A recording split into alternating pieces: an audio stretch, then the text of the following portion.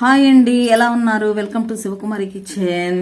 ఈరోజు పచ్చి మామిడికాయని మనము మామూలుగా ఎలా తినాలో, ఇప్పుడు ఎలా తయారు చేసుకొని తినాలో చూపిద్దామండి.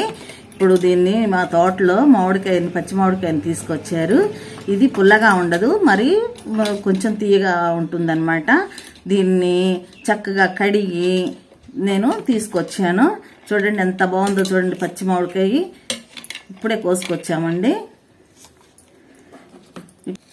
దీన్ని తొడిమితోటి కోసుకొచ్చాము. దీన్ని ఈ తొడిమి తీసేసుకోవాలి.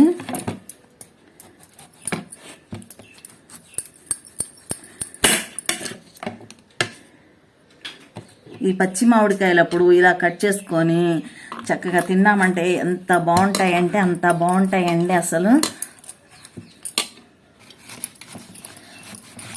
చూడండి, చక్కగా ఇట్లా పొడవుగా ముక్కలు కట్ చేసుకోవాలి.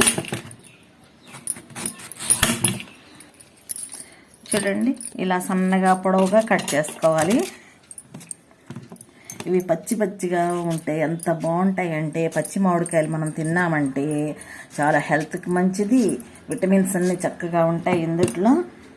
మామిడికాయ అంటే మనకి ఎప్పుడు దొరకవు కదా. చక్కగా ఈ పచ్చి మామిడికాయలప్పుడు మనం ఇలా కట్ చేసుకుని ఇంట్లో అందరం తిన్నామంటే చాలా చాలా టేస్ట్గా ఉంటాయండి. చూడండి, ముక్కలు ఇలా కట్ చేశాను, పొడవుగా కట్ చేశాను. ఇప్పుడు ఉప్పు తీసుకున్నాను, కారం తీసుకున్నాను. ఈ రెండింటిని కలిపేసుకోవాలి.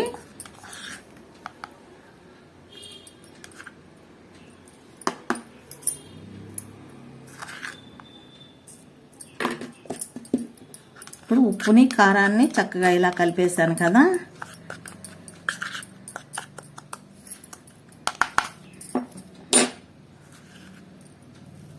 మనకి కావలసినంత ఇలా ఉప్పు కారం కలుపుకుంది మనం ఇలా చల్లుకోవాలి.